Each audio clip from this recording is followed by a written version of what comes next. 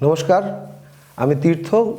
আমি একজন লোকসঙ্গীত গায়ক এবং লোকসঙ্গীত নিয়ে রিসার্চ করার চেষ্টা করছি নিজের মতো।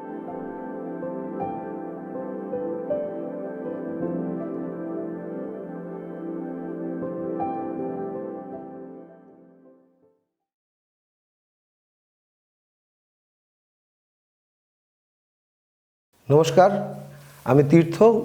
আমি একজন লোকসঙ্গীত গায়ক এবং লোকসঙ্গীত নিয়ে রিসার্চ করার চেষ্টা করছি নিজের মতন করে। কোনো ইউনিভার্সিটি বা কোনো কিছুর তাকমা আমার পেছনে নেই অ্যাজ এ রিসার্চার, বাট আমি আমার মতন ওন ভারতীতে আমার মতন করে পড়াশুনো করি নিজের মতন করে।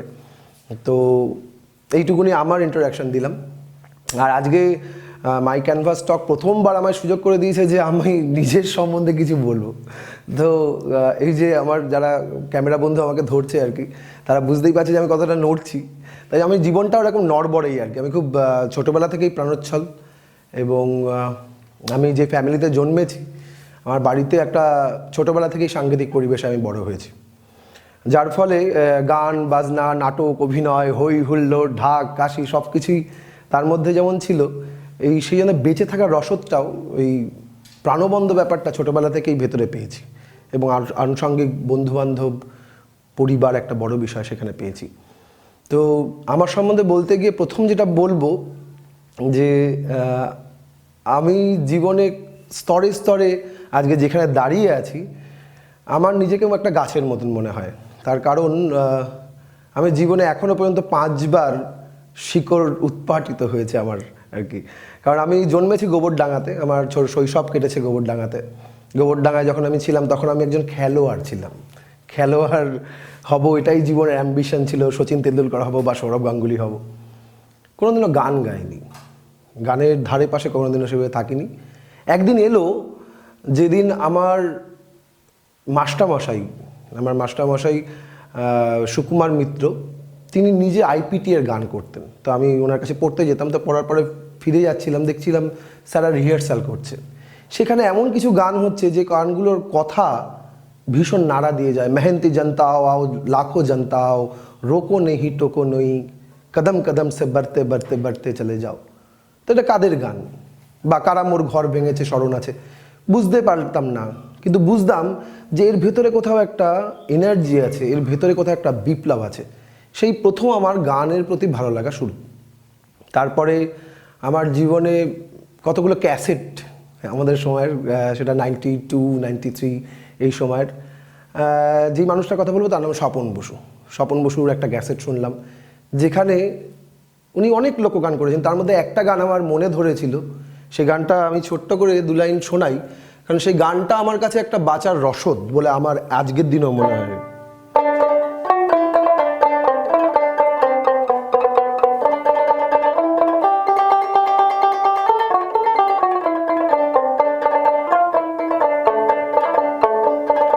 এই যে দুনিয়া কিসেরও লাগিয়া এত যত্নে গড়িয়াছেন সাই,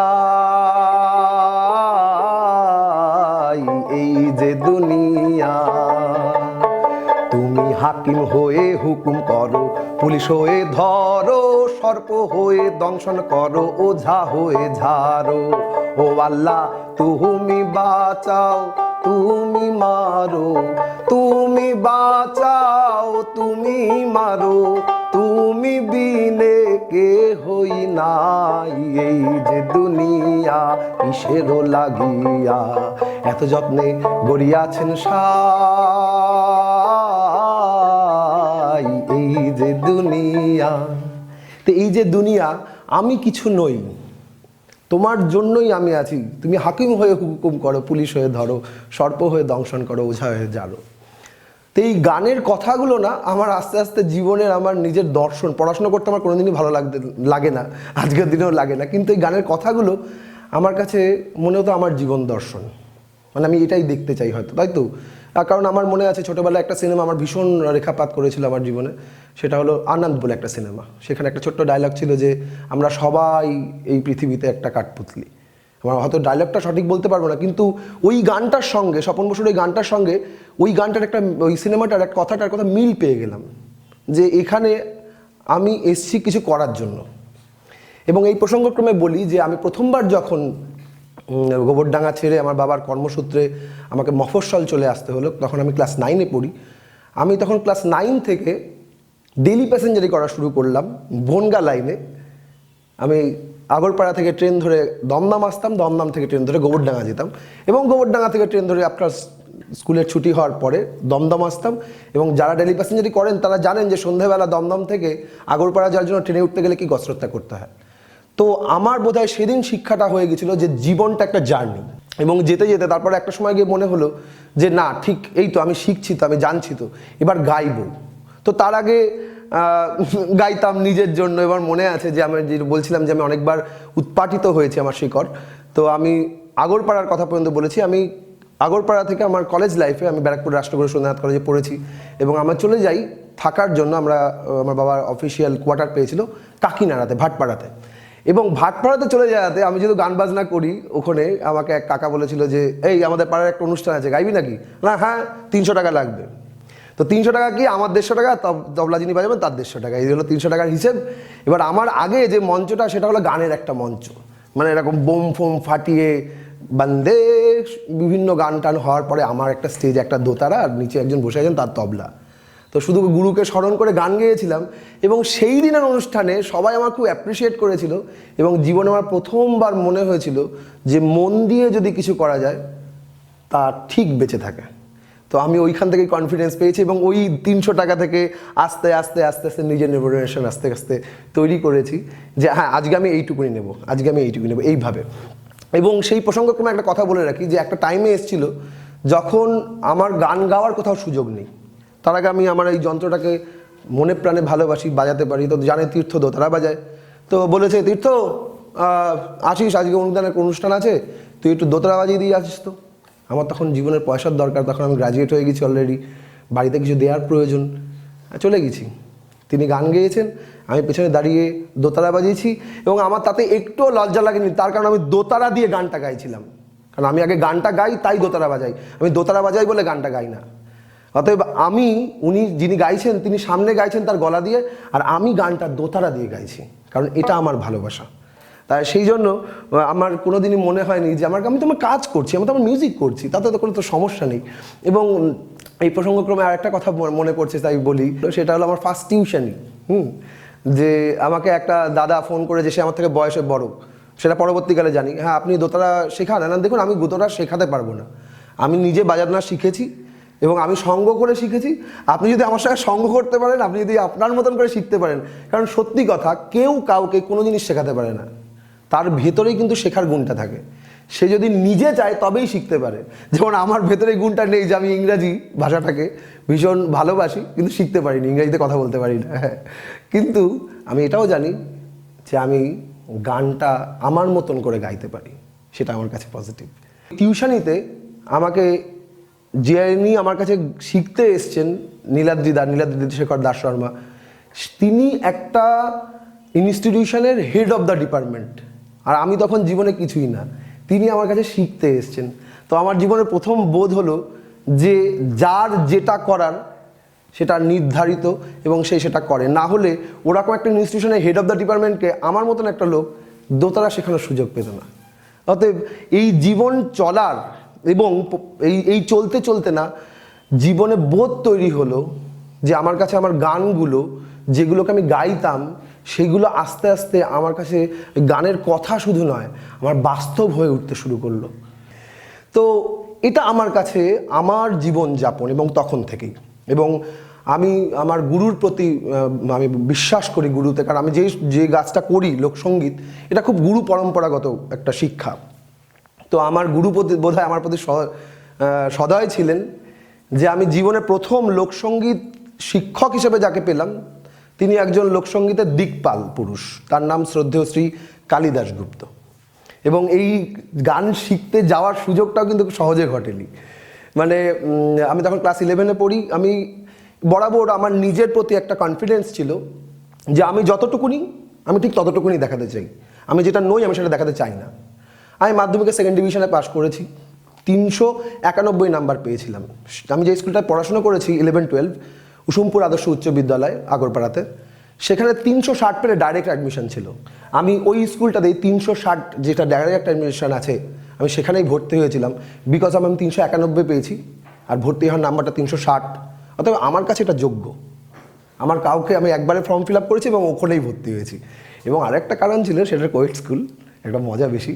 কিন্তু ওই পড়তে গিয়ে দেখলাম যে আমি একটা নতুন স্কুলে এসে পড়েছি, যেখানে আমি 5 থেকে পড়িনি, আমার কেউ চেনে না। কিন্তু আমি বরাবরই আমি যেখানেই থেকেছি আমি চেয়েছি যে আমাকে নিয়ে সবাই একটু মানে বন্ধু বান্ধব হোক, প্রচুর মজা হোক। তো আমি কি করলাম, নবীনবরণ হবে আমরা ক্লাস 11-এ, ঠিক আছে তাহলে গান গাইতে হবে। হ্যাঁ, গান গাইলে তো স্যার ম্যাডাম সবার কাছে পরিচিতি হয়ে যাবে। এবার আমার কাছে তখন গানের লোড সা আর পা, হারমোনিয়ামে সা আর পা ধরে গান গেয়েছিলাম, থাকিলে ডোবাখানা হবে কচুরিপানা। আর একটা গান ছিল একে তো বাদ বাড়ির মশা, কামড়াইলে পরে ঠোসা, স্যাক করে এখন নামডিমাডিম করে। তো এই দুটো গান গেয়েছিলাম, দুটোই খুব মজার গান। এবং স্যার ম্যাডাম বন্ধু বান্ধবী সবাই খুব প্রশংসা করেছিল। এবং হেড স্যার আমার গার্জেন কল করেছিলেন, তার কারণ স্যার আমাকে জিজ্ঞাসা করেছেন তীর্থ তুই গান শিখিস? তখন আমি সেই অর্থে গান শিখি না, কিন্তু তাহলে না স্যার আমি শিখি না। তো বাবাকে উনি গার্জেন কল করেছিলেন এবং বাবাকে বলেছিলেন যে আপনার ছেলে এত সুন্দর গান করে, আপনাকে গান শেখান না? আমার বাবা জানতো ততদিন ছেলে খেলাধুলো করে, এইসব গোস্ত করে মানে বাউন্ডুলে পাড়া করে বেড়ায়, গান গাইতে পারে, এটা আমার বাবা কোনোদিন ভাবতেই পারিনি। তো বাসান, আমি আমার বাবাকে বাসান বলে ডাকি। তো বাসান প্রথমবার আমাকে যোগাযোগ করে তার বন্ধু শোভন মুখার্জির মাধ্যমে আমাকে নিয়ে গেলেন কালিদাস গুপ্তের কাছে। ওই আমার জার্নি শুরু হলো এবং ওই আমার আরেকজন বন্ধুর সঙ্গে দেখা হলো, যে বন্ধুটার আলাপ এতক্ষণ করায়নি, ওর নাম সুন্দরী। ও একটি উত্তরবঙ্গের ভাওয়াইয়া দোতারা। আর কালী জেঠু আমাকে এরকমই একটা ভাওয়াইয়া দোতারা হাতে তুলে দিয়ে বলেছিলেন যে চল শুরু কর। তো দোতারা আর আমি কোথায় পরবর্তীকালে জীবন চলতে চলতে এক হয়ে গেলাম বুঝতে পারিনি। তার কারণ আমি জীবনে প্রথমবার এমন একটা বন্ধু পেলাম যে আমার থেকে কিচ্ছু চায় না, যে আমার থেকে কোনো রকম চাহিদা নেই, তাকে যদি আদর করি তবেই সে আদর খায়। তো এইটা আমাকে আমার দোতারা শিখিয়েছে যে আমি যে কাজটা যখন করব শুধু সেই কাজটা মন দিয়ে সেই কাজটাই যদি করি তাহলে আর কোনো কিছু ভাবার দরকার নেই, বাকি ভাবনা তার। এই তারটাকে রাম, রহিম, আল্লাহ, গড সেটা অন্য ব্যাপার, কিন্তু আসল তো লালন ফকির বলেছেন যে মানুষই ভগবান, যাতে মানুষের মধ্যেই তো সেই ভগবান বাস করে। অতএব আমি জানতে পারলাম যে এই যে দোতারাটার এই মধ্যিখানের এই দুটো তার যুগল, এটা এক জায়গায় মিশেছে। দেখো, তা এদের নাম বলে যুগল, রাধা কৃষ্ণ আমরা জানি যুগল। এবং তাদের এই যে পা, এটা হলো সুবল সখা কৃষ্ণের সঙ্গে, আর এই মা হলো ললিতা। তা কোথাও গিয়ে এই যুগল যদি থাকে তার সঙ্গে তার সহচারীরাও চলে আসে। তো কালী জেঠুর কাছে যখন গান শিখতে শুরু করলাম জানলাম যে এটাকে বলে ভাওয়াইয়া, এটাকে বলে ঝুমুর, এটাকে বলে ভাটিয়ালি, এটাকে বলে বিচ্ছেদি। বিভিন্ন অঙ্গের লোকসঙ্গীতের এত ধারা উপধারার মধ্যে সেইগুলো সম্বন্ধে আস্তে আস্তে জানতে শুরু করলাম। জানতে জানতে কি হলো, জেঠু আমাকে নিয়ে গেলেন শান্তিনিকেতনে, ওনার যেখানে বাড়ি। এখানে গিয়ে আমাকে প্রচুর ক্যাসেট আর সিডিজ দিলেন। তখন সিডি মানে বোঝাই যাচ্ছে মানে সেটা 2001-2 সাল কি 3 সাল। সিডি আমাকে প্রচুর সিডি এবং ক্যাসেট দিয়ে বললো শোন, তুই শুনতে থাক। আমি শান্তিনিকেতনের প্রথম বছর গেছি, গিয়ে মাঠে ঘাটে খেলে বেরিয়েছি। কালিদাস গুপ্ত যে একজন লোকসঙ্গীতের ভাণ্ড, তার থেকে আমার কিচ্ছু শেখা হয়নি। একদিন রাত্রিবেলা আমার মনে আছে যে জেঠু সামনে বসে আছেন এবং ওপরে চাঁদের আলোতে আমি জেঠুকে জিজ্ঞাসা করেছিলাম, কারণ আমি শুনেছিলাম যে স্বপন বসু, যার গান শুনে আমার প্রথম লোকসঙ্গীত শুরু, তিনি কমার্শিয়াল গান বাজনা করেন, এটা আমার শোনা কথা। তো আমি বুঝি না কমার্শিয়াল মানে কি। আমি ওনাকে জিজ্ঞাসা করেছিলাম জেঠু কমার্শিয়াল মানে কি? জেঠু বলেছিল যে কমার্স মানে কি, বাণিজ্য, যেটা তাহলে বুঝতেই পারছিস কমার্শিয়াল মানে কি, যেটাতে বাণিজ্যিকরণ করা হয়। আমি বুঝলাম আচ্ছা। এবার তারপরে উপলব্ধি কী হলো, আমি যেদিন চলে আসি সেদিনকে আমাকে জেঠু বলেছিলেন যে তীর্থ আমার খুব খারাপ লাগছে যে কালিদাস গুপ্তের একটা মানুষকে, কালিদাস গুপ্তের মতন একজন মানুষকে ব্যবহার করতে পারলি না। মানে তখন আমার সেই বয়স হয়নি, ক্লাস 11-12-এ, যে কালিদাস গুপ্তের মতন একজন মানুষকে যে আমি তার থেকে আরও বেশি বেশি করে গান শিখে নিই, সেই বোধটা তৈরি হয়নি। সেই বোধটা তৈরি হয়েছিল কালিদাস চলে যাওয়ার পরে। যার ফলে আজকের দিনে বুঝি সময়ের কাজটা সময় করাটা ভীষণ জরুরি। কারণ বোধ বুদ্ধি কার কোন বয়সে হবে কেউ তো বলতে পারে না, কিন্তু কর্মটা তো সবাই বুঝতে পারে। আজকে আমি যে কর্মটা করছি এটার একটা সত্যতা আছে। এইটার মধ্যে যদি একজনও মানুষ এই কথাটার মাধ্যমে তার জীবনের একটা ইন্সপিরেশন পায়, আমার কাছে কিন্তু সেটা খুব আনন্দের হবে। 2005 সালের 6 সেপ্টেম্বর কালী জেঠু চলে যাওয়ার পর আমি তখন দিশেহারা হয়ে গিয়েছিলাম। আমার জীবনে একটা বড় টার্নিং পয়েন্ট।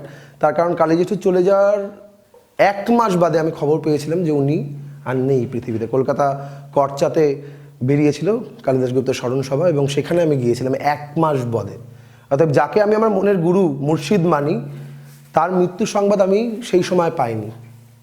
এইটা আমার জীবনের একটা বড় ঘটনা, এই জন্য যে আমি তারপর থেকে একজনকে স্মরণ করে, একজনকে লক্ষ্য করে আমার কর্ম করতে শুরু করি যে এটা আমি করছি না, এটা তুমি করছো।